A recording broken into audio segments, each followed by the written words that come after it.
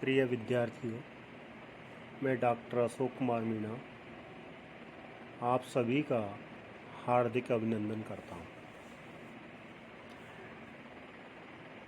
विगत व्याख्यान में हमने नाटक के उद्भव पर बात की थी। आज हम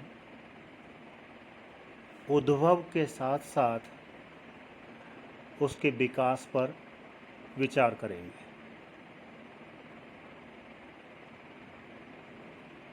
जैसा कि आप सभी को विदित है कि भारतीय संस्कृति पुरातन संस्कृति है, यानी प्राचीन संस्कृति है, जिसमें नाटक की परंपरा भी हजारों वर्षों से चली आ रही है। नौटंकी, रासलीला, रामलीला, यक्षगान, यात्रा आदि लोक कला आज के नाटक का शैशव काल माना जा सकता है। गली कूचों में खुले आसमान के नीचे प्रदर्शित की जाने वाली कलाएं भी आज विभिन्न रूपों में विकसित हो चुकी हैं।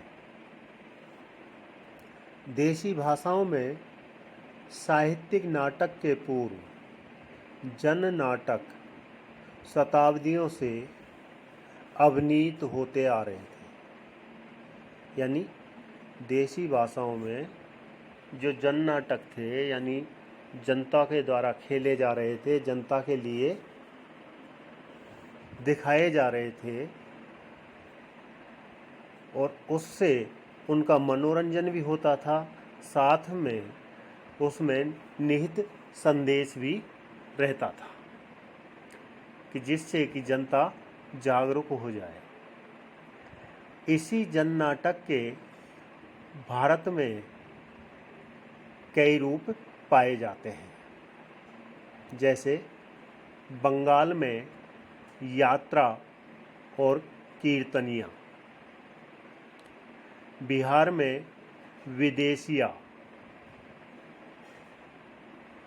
अवधी, पूर्वी हिंदी, ब्रज तथा खड़ी बोली में रास, नौटंकी, स्वांग, भांड, राजस्थानी में रास, झूमर, ढोला मारू तथा गुजराती में भवाई,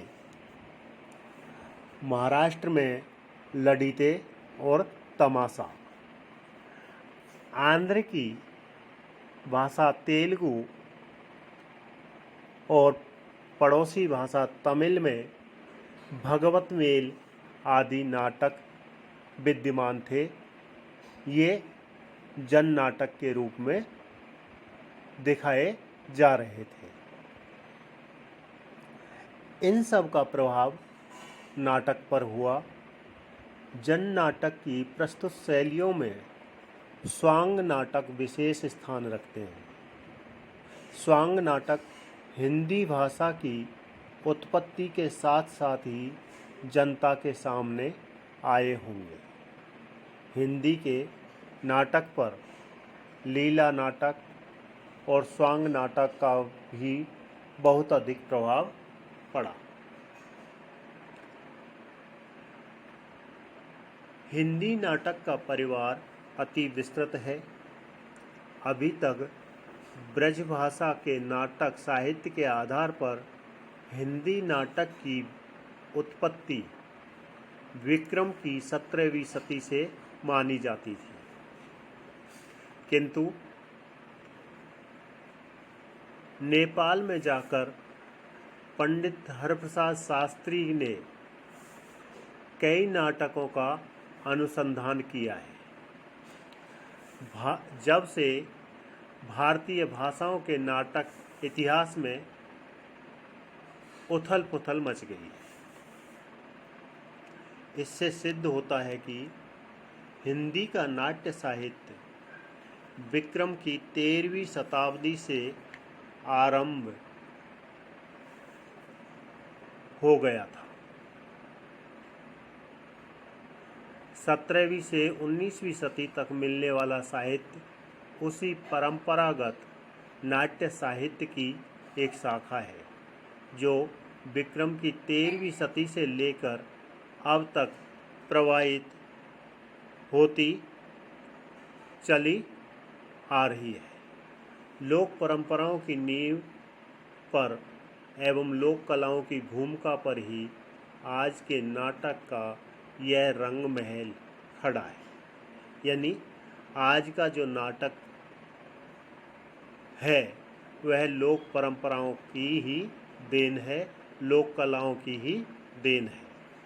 दूसरे शब्दों में नाटक की उत्पत्ति में लोक कला एवं परंपराओं का महत्वपूर्ण योगदान है, इस बात को नकारा नहीं जा सकता। अब यहाँ पर यह ध्यातव्य बात यह है कि भारतीय विद्वानों के साथ साथ डॉक्टर कीथ का भी मत है कि हिंदी में अभिनय नाटकों का प्रारंभ 19वीं शताब्दी में ही हुआ।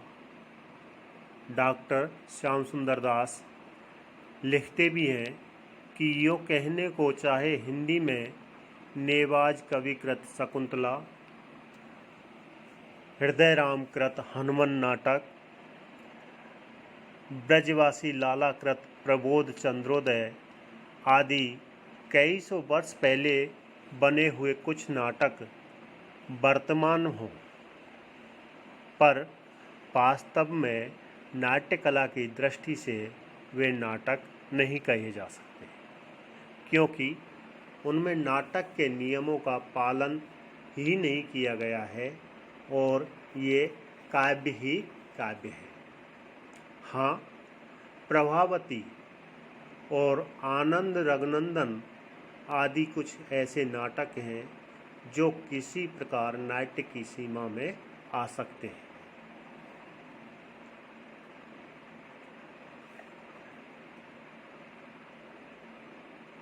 परंतु डॉक्टर दशरथ ओझा के अनुसार रासक परंपरा में आने वाले गयसु कुमार रास सन 1289 ही हिंदी का प्रथम नाटक है। इस प्रकार 13वीं सदी से हिंदी नाटक के विकसित रूप की परंपरा सामने आती है। कुछ आलोचक प्राचीन मध्यकाल से हिंदी नाटक की सुदृढ़ परंपरा का समर्थन करते हैं। कुछ लोग खड़ी बोली हिंदी के जनक भारतेंदु और उनकी कृतियों को इसका श्रेय प्रदान करते हैं, तो कुछ की दृष्टि में संस्कृत के अनुदित नाटक ही प्रथम सोपान के अवशेष चिन्ह है। आचार्य रामचंद्र शुक्ल हिंदी नाटक के विकास का आरंभिक स्वरूप संस्कृत के अनुदित नाटकों से मानते हैं। उनका मत है कि हिंदी नाट्य साहित्य को सही प्रेरणा संस्कृत नाट्य कृतियों से मिली है। एक लंबे अरसे से प्राचीन भारतीय भाषा में रचे गए नाटकों के पद्यात्मक संवाद ने हिंदी नाट्य लेखन को प्रभावित किया। यहाँ पर आचार्य रामचंद्र शुक्ल का मत प्रथम नाट्य कृति के बारे में इस प्रकार है। भारतेंदु के पहले नाटक के नाम से जो 2-4 ग्रंथ ब्रजभाषा में लिखे गए थे, उनमें महाराज विश्वनाथ सिंह के आनंद रघुनंदन नाटक को छोड़कर किसी में नाटकत्व न था।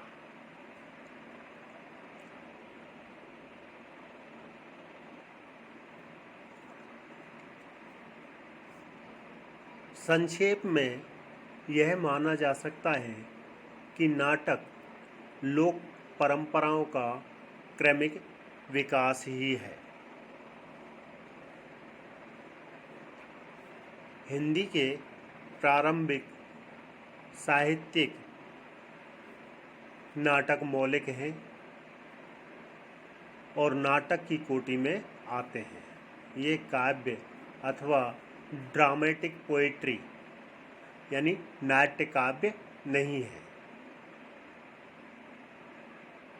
डॉक्टर सोमनाथ इस बात पर आपत्ति करते हैं और वो कहते हैं कि सब रचनाएं कविता में हैं, इनमें पात्रों का प्रवेश, प्रस्थान का कोई संकेत नहीं, अंक विभाजन और दृश्य परिवर्तन का कोई चिन्ह नहीं।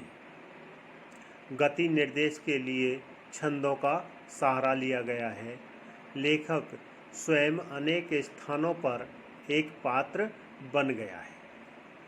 इस प्रकार डॉक्टर सोमनाथ ने नाटक की विशेषताएं यहाँ तय कर दी हैं कि नाटक में क्या क्या होना चाहिए, कि नाटक में पात्रों का प्रवेश का स्पष्ट संकेत होना चाहिए, प्रस्थान का संकेत होना चाहिए, अंक विभाजन भी होना चाहिए, दृश्य परिवर्तन का भी होना जरूरी है।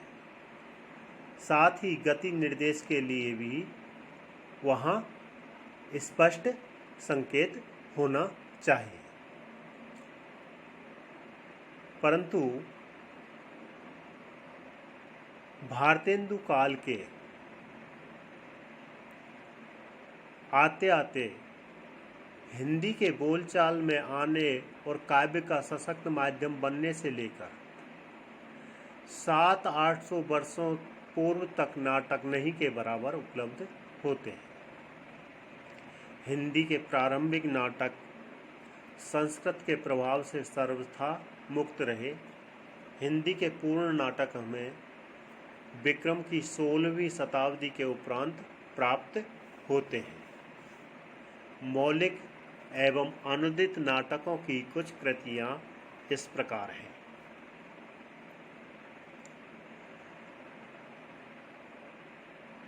रामायण महानाटक, जिसकी रचना प्राणचंद चौहान ने की और यह संवत 1667 विक्रमी में हुई।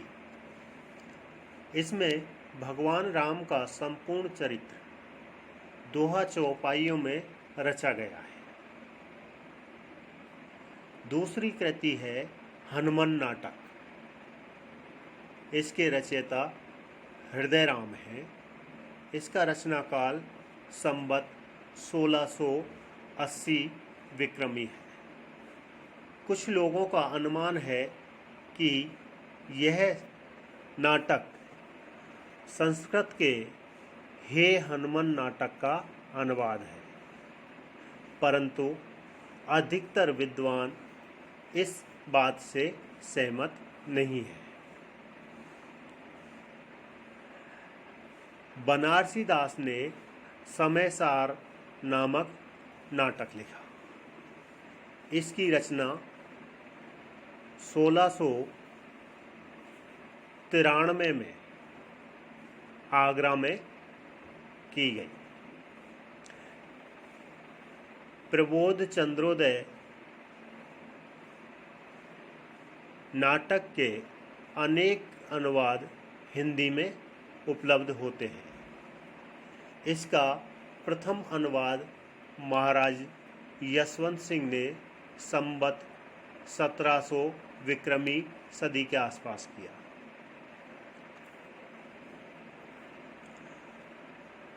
रघुराम नागर का नाटक सभासार भी यहाँ सामने आता है। इसके बारे में जानकारी उदयपुर राज्य के सरस्वती भंडार में उपलब्ध प्रतिलिपि पर रचना काल संवत 1819 विक्रम मिलता है।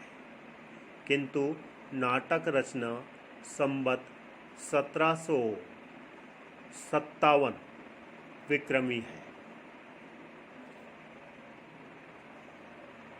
कृष्णजीव लच्छीराम का नाटक कर्णाभरण भी यहाँ उल्लेखनीय है।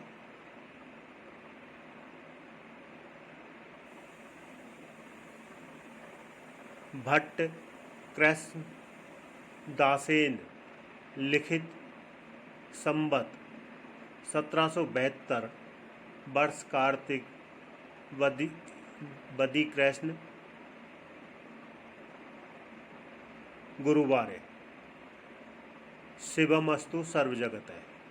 यह संपूर्ण नाटक 7 अंकों में समाप्त होता है। इसके बाद में रीवा के महाराज विश्वनाथ सिंह का आनंद रघुनंदन आता है और आनंद रघुनंदन के बाद नहुस नाटक आता है, जिसकी रचना भारतेंदु के पिता गिरधर दास ने 1941 में की। इसकी एक हस्तलिखित प्रति ककरौली में मिली है। इसकी कथा वस्तु महाभारत के उद्योग तथा अनुशासन पर्वों के आधार पर निर्मित है। आज बस इतना ही। सभी का धन्यवाद।